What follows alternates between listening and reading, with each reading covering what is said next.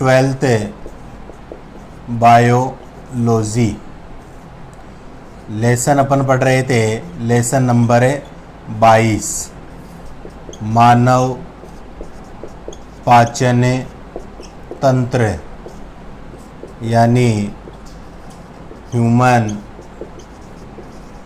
Digestive system के बारे में अपन चर्चा कर रहे थे। जो ह्यूमन डाइजेस्टिव सिस्टम होता है उसके बारे में अपन मुख्य रूप से चर्चा कर रहे थे। तो इसमें मैंने आपको बता दिया था पाचन के जो मुख्य भाग होते हैं शरीर में आहार नाल के, उनके बारे में चर्चा कर ली थी, और जो मुख्य पाचक ग्रंथियां होती है उनके बारे में अपन ने चर्चा कर ली थी। आज अपन पढ़ेंगे, इसमें एक टॉपिक है पाचन की क्रिया विधि। पाचन की क्रिया विधि यानी कि पाचन तंत्र या जो आहार नाल होता है उसमें पाचन की क्रिया किस प्रकार से संपन्न होती है उसके बारे में आज अपन चर्चा करने वाले हैं।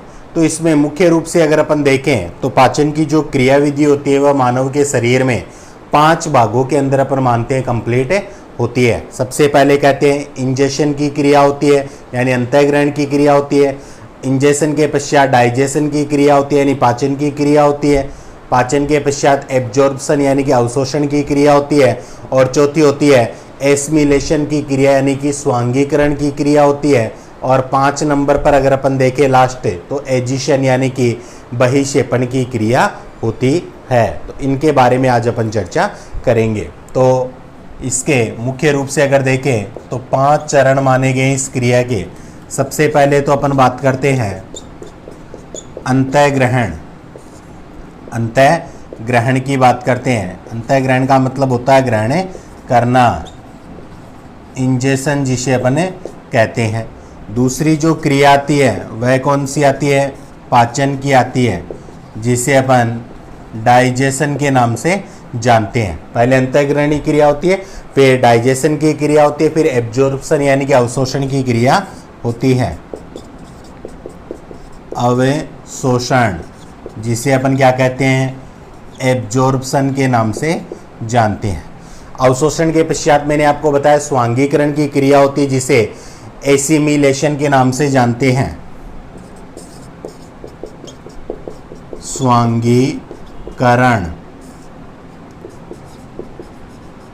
एसिमिलेशन जिसे कहते हैं। और 5 नंबर की जो क्रिया आती है वह होती है अपनी बहिक्षेपण, जिसे इजेशन के नाम से अपने जानते हैं। इजेशन के नाम से इजेशन कहते हैं। तो इन 5 चरणों में अपन मुख्य रूप से देखेंगे अपनी पाचन की जो क्रिया होती है वह कंप्लीट होती है।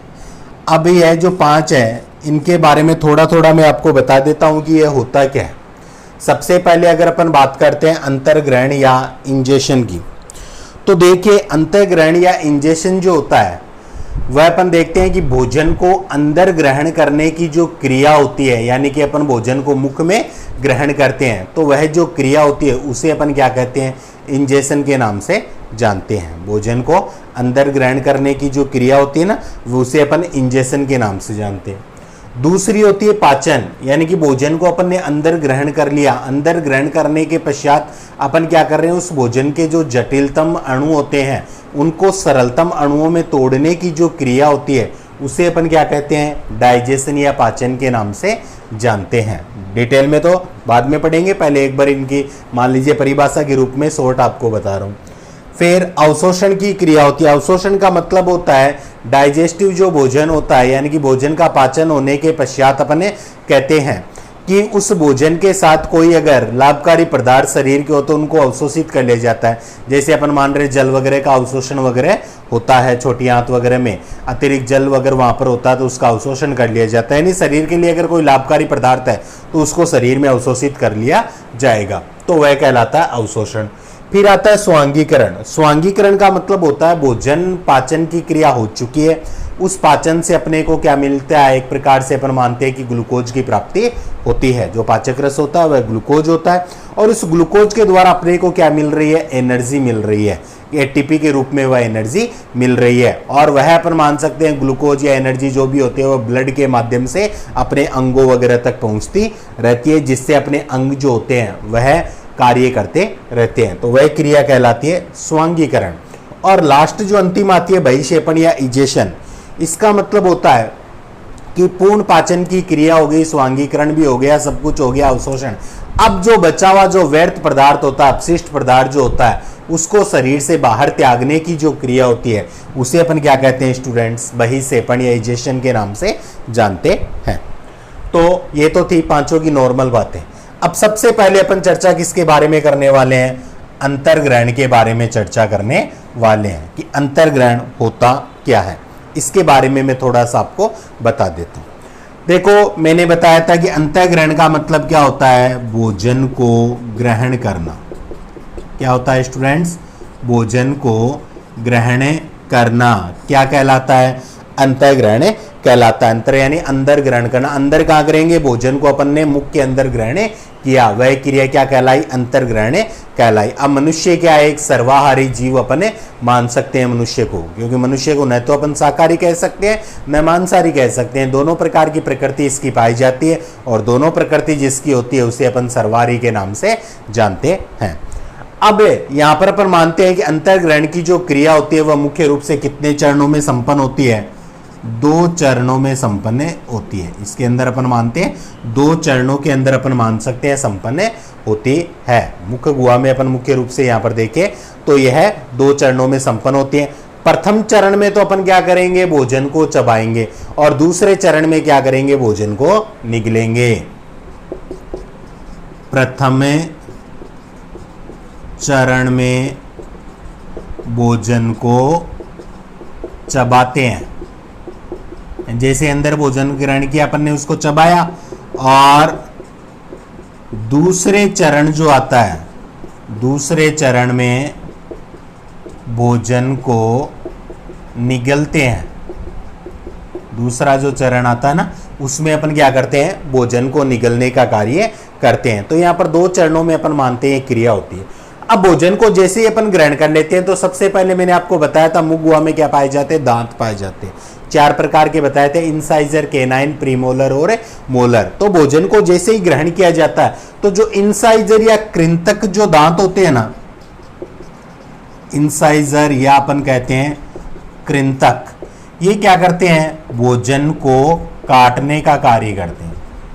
यानी भोजन के जो अवयव होते हैं उनको काटने का कार्य करते हैं। कौन करते हैं, इंसाइजर या जो कृंतक दांत होते हैं वह ये कार्य करते हैं। फिर अपने जो प्रीमोलर और जो मोलर दांत होते हैं ना, वे क्या करते हैं, दांत भोजन को चबाते हैं, भोजन को चबाते हैं। ये क्रिया भी अपने को मुख गुहा में देखने को मिलती है। अब यहां पर अपन देखेंगे कि अंतर्ग्रहण में भोजन के अंदर ये क्रिया हो जाती है। अब इसके अंदर क्या मिलती है, एक लार मिलती है। इस भोजन को चबाने के पश्चात इसके अंदर क्या मिलती है, एक लार मिलती है, और लार एक श्लेष में पदार्थ माना जाता है, जिसमें अपन मानते हैं कि टाइलिन, लाइसोजाइम, एंजाइम वगैरह की क्या होती है, उपस्थिति होती है। यह लार जब इस भोजन में मिल जाती है, यानी कि यह जो चबा हुआ भोजन लार मिल जाती है, तो यहाँ पर भोजन का एक रूप सामने आता है जिसे अपन क्या कहते हैं, बोलस या निवाला कहते हैं। बोलस या क्या कहते हैं, निवाला के नाम से अपन इसे जानते हैं। ये अपने को यहाँ पर ध्यान में रखना है, बोलस या निवाला इसे कहते हैं। ये मुख्य रूप से अपने को ध्यान में रखना है। अंतर्ग्रहण की क्रिया में मुख्य रूप से अपने को इतना ही ध्यान रखना है, अंतर्ग्रहण यानी भोजन को अंदर ग्रहण करने की क्रिया अंतर्ग्रहण 2 चरणों में पूर्ण होगी। प्रथम चरण में भोजन को चबाया जाता है, दूसरे चरण में भोजन को निगला जाता है। चबाने के लिए अपन देखते हैं कि मुख्य रूप से जो दांत होते हैं, प्रीमोलर और मोलर दांत जिम्मेदार होते हैं। भोजन को काटने के लिए इंसाइजर दांत होते हैं। फिर यह चबाने की क्रिया होने पश्चात इसके अंदर लार सलाइवा वगैरह मिल जाते हैं, जिसके कारण भोजन की एक लुगदी जैसी संरचना बन जाती है, जिसे अपन बोलस के नाम से जानते हैं। कई बार छोटा क्वेश्चन पूछा जाता है कि मुख गुहा के अंदर भोजन को किस रूप में जानते हैं, तो वह होता है बोलस या निवाला के नाम से अपन जानते हैं। ये तो थी नॉर्मल सी बात किसके बारे में, अंतर्ग्रहण के बारे में। अब जो मुख्य बात है अपनी वह है पाचन। पाचन अपन चालू करते हैं, उसके बारे में देखते हैं पाचन में क्या होता है।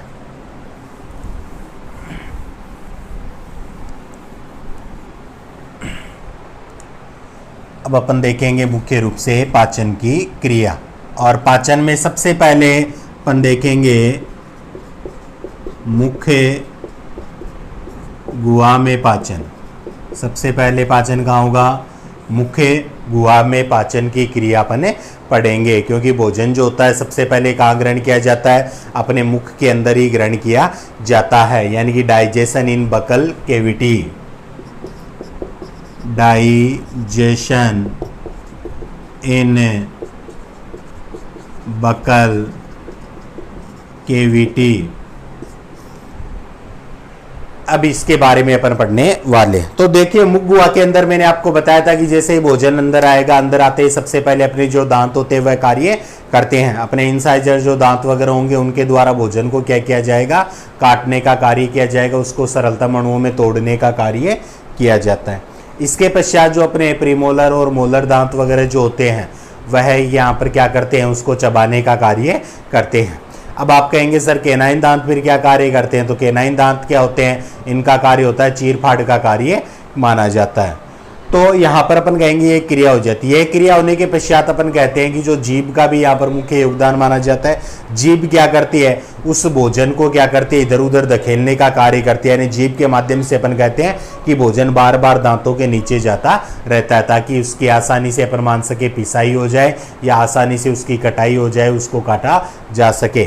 फिर वहाँ पर अपन जानते हैं मुख गुहा के अंदर लार का क्या किया जाता है, स्त्राव किया जाता है। तो लार जब भोजन के अंदर मिल जाती है तो भोजन मैंने आपको बताया था बोलस से बन जाता है। और लार का यहाँ पर अपने को क्या ध्यान रखना है, पीएच मान ध्यान रखना है। लार का पीएच मान होता है 6.8, यानी कि हल्का अम्लीय प्रकृति का अपन इसे मानते हैं। लार जो होती है हल्की अम्लीय प्रकृति अपने को ध्यान में रखने, ये इसका पीएच मान माना जाता है। इसके अंदर मुख्य रूप से अपन मानते हैं कि जो एमाइलेज एंजाइम होता है, एमाइलेज या एमिलेज भी कहते हैं, एमिलेज क्या करता है, कार्बोहाइड्रेट का पाचन करता है, कार्बोहाइड्रेट का पाचन करता है।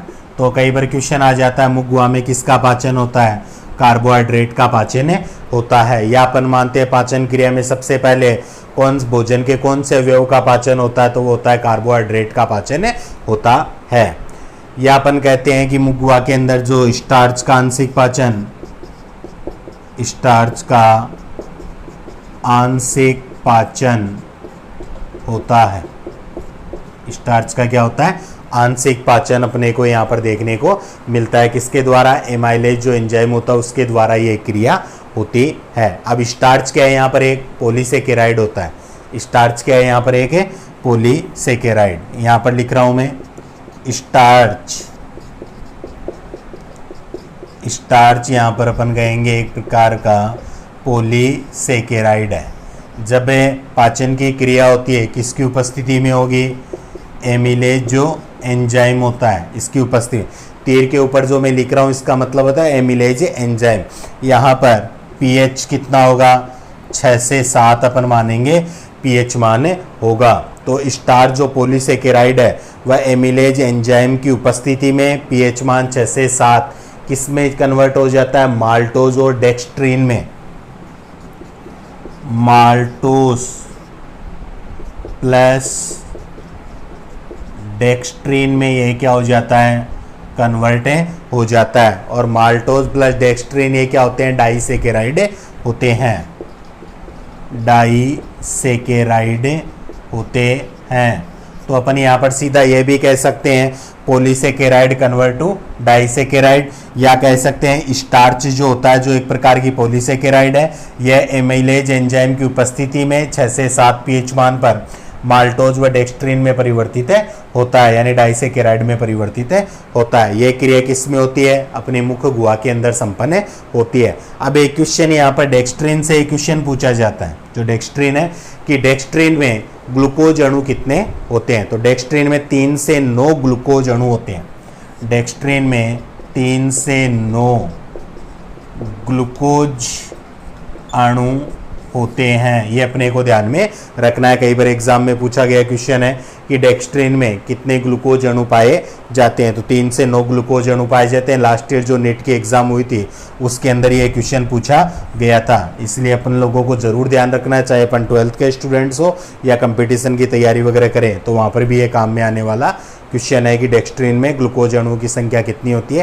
3 से 9 तक अपने मानते हैं, यह संख्या मानी जाती है। तो ये बात क्रिया किसकी हुई? मुख्य रूप से मुख्य गुहा के अंदर पाचन की क्रिया होती है। लार मिलता है, भोजन को चबाया जाता है। लार की प्रकृति अम्लीय प्रकृति, 6.8 अपन मानेंगे पीएच मान। एमाइलेज कार्बोहाइड्रेट का पाचन करेगा, या कह सकते हैं स्टार्च का आंशिक पाचन। Starch polysaccharide convert to disaccharide किसकी उपस्थिति में? एमिलेज या पीएच 6 से 7 की उपस्थिति में होता है। फिर मैंने आपको बताया कि जो यहाँ पर डेक्स्ट्रीन है उसमें 3 से 9 तक अपन मान सकते हैं कि ग्लूकोज अणु क्या होते हैं? उपस्थित होते हैं। ये क्रिया थी अपनी किसमें? मुख्य गुहा के अंदर अपन ने क्या पढ़ा था? पाचन ने पढ़ा था। अब मुख्य गुहा के अंदर पाचन होने के पश्चात अपने को पता है, यहाँ पर अपन ने भोजन को क्या नाम दिया था? बोलस नाम दिया था, या क्या कह सकते हैं? निवाला। बोलस या निवाला कहा था। अब मुख्य गुहा में पाचन होने के पश्चात अपने को पता है कि भोजन कहाँ पहुँचता है? आमाशय में पहुँचता है। तो सेकंड नंबर अपन क्या ले लेंगे? आमाशय में पाचन। आमाशय में पाचन। आमाशय में पाचन डाइजेशन इन स्टोमच अपन मानते हैं कि आमाशय में जो पाचन की क्रिया होती है वह किस प्रकार से होती है? डाइजेशन इन स्टोमच। तो आमाशय जो होता है वहां पर अपन मानते हैं कि मुख्य गुहा से भोजन जो होता है वह आमाशय के अंदर पहुंचता है। अब इस आमाशय के अंदर अपन मान सकते हैं कि भोजन जो होता है 3 से 4 घंटे तक भोजन रुकता है। आमाशय जो पार्ट होता है ना, उसमें अपन मानते हैं 3 से 4 घंटे तक अपन मानते हैं कि भोजन रुकता है। और आमाशय के अंदर मुख्य रूप से अगर अपन देखें तो वहां पर किसका पाचन होता है? प्रोटीन का आंशिक पाचन होता है। प्रोटीन का आंशिक पाचन की क्रिया वहां पर होती है। मुख्य गुहा में किसका हो रहा था? स्टार्च का आंशिक पाचन हो रहा था और कार्बोहाइड्रेट का बात करते हैं। और यहां पर अगर अपन देखते हैं तो प्रोटीन जो है उसका आंशिक पाचन होता है आमाशय के अंदर। इस पाचन के लिए अपन मानते हैं कि आमाशय के द्वारा एक जठरीय रस का स्त्राव किया जाता है। जठरीय रस का स्त्राव किया जाता है, या आमाशय रस भी इसे अपन मानते हैं। जठरीय रस या आमाशय रस, यह आमाशय की जठर ग्रंथियों के द्वारा स्त्रावित होता है, इसलिए इसे अपन जठरीय रस कहते हैं और या आमाशय रस के नाम से भी जानते हैं। और यह जो जठरीय रस होता है ना, इसमें मुख्य रूप से किसकी उपस्थिति होती है? HCl की उपस्थिति होती है, श्लेष्मा की उपस्थिति, पेप्सिनोजन और जठरीय लाइपेज। जठरीय रस में HCl, श्लेष्मा, इसमें मैंने आपको प्रत्येक के जो HCl है, श्लेष्मा है, पेप्सिनोजन है, जठरीय लाइपेज, प्रत्येक के कार्य मैंने आपको पहले बता दिए थे जब अपन ने आमाशय के बारे में पढ़ा था, इसलिए यहां पर दोबारा नहीं बता रहा। जठरीय रस में अपन कहते हैं HCl, श्लेष्मा, पेप्सिनोजन और जठरीय लाइपेज। पेप्सिनोजन और जठरीय लाइपेज एंजाइम की क्या होती है? उपस्थिति देखने को मिलती है आमाशय रस में। अब जो अपन ने यहां पर बात करने वाले हैं मुख्य रूप से HCl के बारे में। HCl क्या होता है? तो HCl जो होता है उसे अपन क्या कहते हैं? हाइड्रोक्लोरिक एसिड के नाम से जानते हैं। हाइड्रोक्लोरिक एसिड या हाइड्रोक्लोरिक अम्ल कहते हैं। और यह क्या होता है? प्रबलतम अम्ल माना गया है, प्रबलतम अम्ल माना गया है। और इसके अगर पीएच मान की अगर अपन बात करें तो वह कितना होता है, इसका पीएच मान 1 से 2 तक माना गया है। यानी कि यह इतना प्रबल होता है कि किसी भी वस्तु को या नष्ट करने की क्षमता इसमें पाई जाती है। देखिए वर्तमान में अपने एक नाम चल रहा है कोरोना वायरस।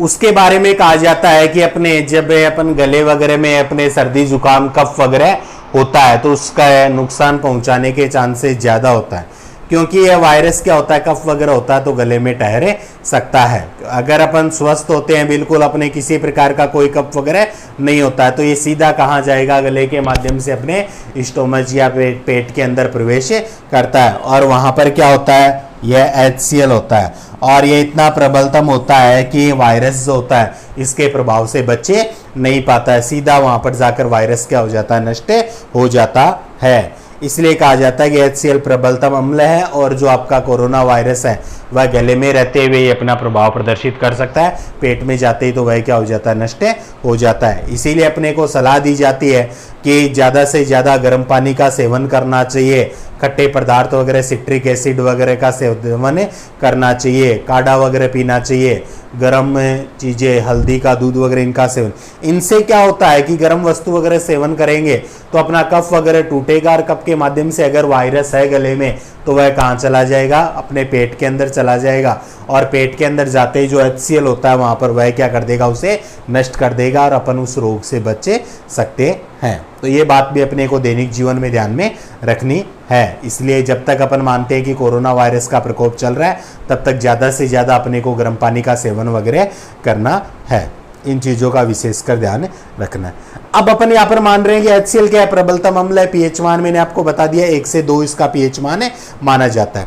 अब यहाँ पर क्या बताया था कि प्रोटीन जो है उसके आंशिक पाचन की क्रिया होती है। प्रोटीन का जो आंशिक पाचन की क्रिया होगी 3 से 4 घंटे तक अपन मानते हैं कि भोजन जो होता है यहाँ पर रुकने का कार्य करता है।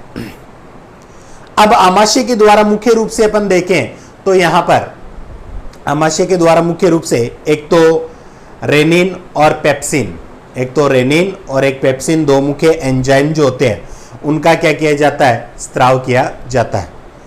रेनिन और पेप्सिन का स्त्राव किया जाता है। अब जो पेप्सिन होता है ना, यह तो क्या करता है, प्रोटीन के पाचन में क्या माना जाता है, सहायक माना जाता है। जबकि जो रेनिन होता है ना, वह क्या करता है, दूध को दही में कन्वर्ट करने का कार्य करता है, यानी कि दूध को स्कंदित करने का कार्य करता है। लेकिन अपन मानते हैं कि जो रेनिन होता है वह वयस्क में क्या होता है, अनुपस्थित है होता है। केवल जो छोटे बच्चे होते हैं, दूध पीते हुए बच्चे होते हैं, उनके अंदर अपन मान सकते हैं कि यह उपस्थित है होता है, जिसका प्रभाव भी अपने को देखने को मिलता है कि कई बार अपन देखते हैं छोटे बच्चे दूध वगैरह पीने के पश्चात वोमिटिंग करते हैं, यानी कि उल्टी होती है, तो दूध जो होता है वह दही के रूप में बाहर निकलता है, तो वह कार्य रेनिन का माना जाता है। वयस्क में वह कार्य नहीं होता है। तो आगे भी इसके बारे में अपन चर्चा करेंगे कि जो यहाँ पर अपन ने बताया था कि जो पेप्सिनोजन पाया जाता है वह पेप्सिनोजन क्या कार्य करता है। पेप्सिनोजन जो होता है वह एक निष्क्रिय प्रकृति का माना जाता है और जो HCl होता है इसकी उपस्थिति में किसमें कन्वर्ट हो जाता है,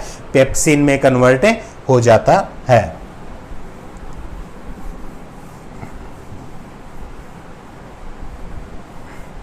देखिए इनको भी 1 मिनट अपन मिटान देते हैं। मैं बात कर रहा हूँ यहाँ पर पेप्सिनोजन किस अवस्था में होते हैं, ये निष्क्रिय अवस्था में होते हैं। पेप्सिनोजन निष्क्रिय अवस्था में होते हैं। ये थोड़ा सा ऊपर लिख लिया है मैंने, चलो ऐसे बता देता हूँ। ये निष्क्रिय अवस्था में किसकी उपस्थिति में क्रिया होगी, HCl की उपस्थिति में क्रिया होगी। किसके अंदर कन्वर्ट होगा, पेप्सिन के अंदर कन्वर्ट होगा। और पेप्सिन की कौन सी अवस्था में पाया जाता है, सक्रिय अवस्था के अंदर पाया जाता है। तो पेप्सिनोजन किस में उपस्थित था, अपन ने देखा था जो जठरीय लाइपेज जो होता है उसके अंदर उपस्थित था।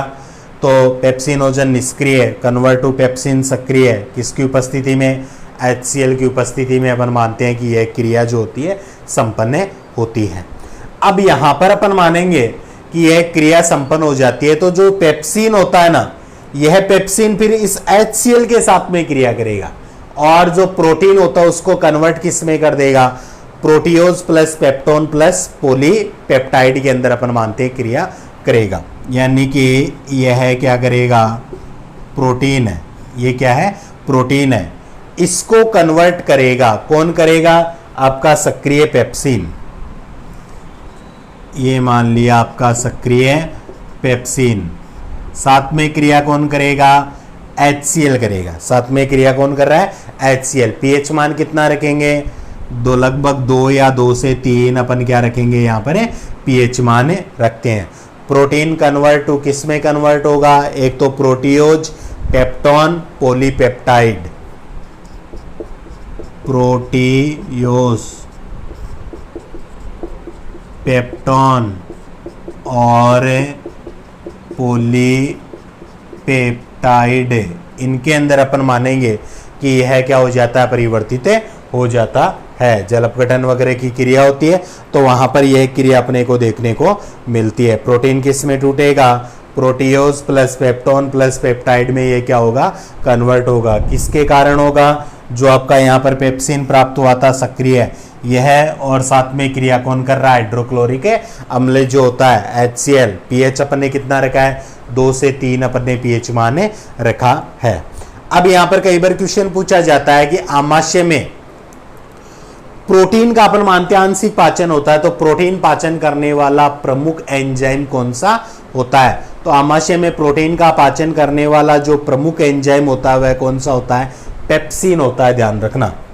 ये क्वेश्चन पूछा जाता है, आमाशय में प्रोटीन पाचक मुख्य एंजाइम कौन सा होगा, पेप्सिन होता है। ये अपने को ध्यान में रखना है, छोटा क्वेश्चन कई बार पूछा गया है और पूछने की संभावना भी रहती है आगे भी, कि आमाशय में प्रोटीन पाचक मुख्य एंजाइम कौन सा होता है, तो वह कौन सा होता है, आपके पेप्सिन होता है। इसके अलावा मानव में दुग्ध स्कंदित करने वाला जो एंजाइम होता है रेनिन, उसके बारे में मैंने आपको बताया था। दुग्ध स्कंदित करने वाला एंजाइम कौन सा, रेनिन जो होता है वह अपसेंट, अपसेंट किसमें बताया मैंने, बड़े व्यक्तियों के अंदर अपसेंट होता है, बच्चों के अंदर यह पाया जाता है, जो दुग्ध स्कंदित करता है, यानी दूध को दही में कन्वर्ट करने का कार्य करता है। इसके पश्चात यहाँ पर एक बात मैं आपको बता रहा हूँ कि आमाशय के अंदर जब भोजन का पाचन हो जाता है तो उसे किस नाम से जानते हैं, जैसे मुखगुहा में बोलस कह रहे थे, यहाँ पर अपन इसे क्या कहेंगे, काइम के नाम से जानते हैं। किस नाम से जानते हैं, काइम के नाम से जानते हैं। अब देखिए स्टूडेंट, मुख्य रूप से आमाशय में जो क्रिया होती है वो मैंने आपको बता दी। अब यहाँ से एक क्वेश्चन बनता है, काफी शानदार क्वेश्चन बनता है, उसके बारे में देखिए क्या होता है कि क्वेश्चन आता है कि HCl मैंने आपको बताया कि प्रबलतम अम्ल होता है। HCl क्या होता है, प्रबलतम अम्ल होता है, फिर भी आमाशय भित्ति को यह नुकसान नहीं पहुंचाता, यह अपघटित नहीं करता। इसके पीछे क्या कारण है, काफी शानदार क्वेश्चन है और लगभग 1 या 2 नंबर का पूछने की संभावना भी रहती है, 1 नंबर का तो मानते हुए चलिए। तो यहां पर अपन मान रहे हैं कि आमाशय क्या है, आंशिक पाचन किसका, प्रोटीन का पाचन करने का कार्य करता है। जठरीय लाइपेज में क्या उपस्थित है, HCl है। HCl क्या है, प्रबलतम अम्ल होता है। तो यही कह रहा है कि HCl प्रबलतम अम्ल है, सब वस्तुओं को वह नष्ट कर सकता है, फिर आमाशय भित्ति को नष्ट क्यों नहीं कर सकता है। तो उसके पीछे रीजन यही है कि आमाशय की जो आंतरिक भित्ति होती है ना, उस पर क्या पाया जाता है, श्लेष्मा का एक मोटा आवरण पाया जाता है। आमाशय की जो भित्ति होती है ना, उस पर श्लेष्मा का एक मोटा आवरण पाया जाता है, जिसे भेदकर HCl भित्ति सेल्स तक नहीं पहुंच पाती है। जिसे भेदकर अपन मानेंगे HCl जो है वह आमाशय भित्ति की कोशिकाओं तक या आमाशय भित्ति तक नहीं पहुंच पाता है, वह भित्ति को कोई नुकसान नहीं होता है। यानी सीधा सा कारण अपन मान सकते हैं, आमाशय की आंतरिक भित्ति पर श्लेष्मा का मोटा आवरण पाया जाता है, जिसे HCl भेद नहीं सकता है, जिसके कारण से आमाशय को कोई नुकसान नहीं होता है। ये बात अपने को मुख्य रूप से इसमें ध्यान में रखनी है, क्योंकि ऐसा क्वेश्चन पूछने की संभावना रहती है। तो स्टूडेंट्स, इससे पार्ट में अपन ने पढ़ा मुख्य रूप से मुख में पाचन, आमाशय के अंदर पाचन, और अगला जो पार्ट होगा उसके अंदर अपन क्या पढ़ेंगे, जो छोटे आंत के अंदर जो पाचन की क्रिया होती है उसके बारे में मुख्य रूप से पढ़ेंगे। तो आशा करता हूँ आज का वीडियो आपको पसंद आया होगा।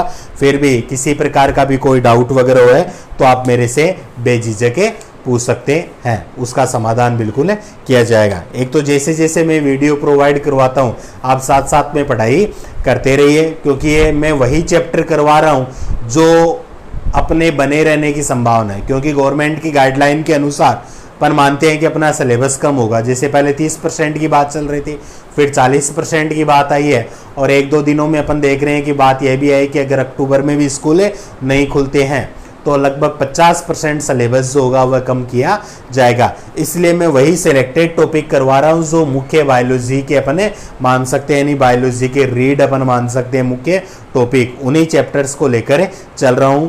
तो इनको आप अच्छी तरह से तैयार कीजिए, इनके कम होने की संभावना बहुत ही कम नज़र आ रही है। अगर हो भी जाता है तो अपने क्या है फिर दोबारा देख लेंगे। अपने बस की बात तो है नहीं कि कौन से गवर्नमेंट के द्वारा कम किए जाएंगे, किसको बढ़ावा दिया जाएगा। अपन एक कोशिश से कर रहे हैं।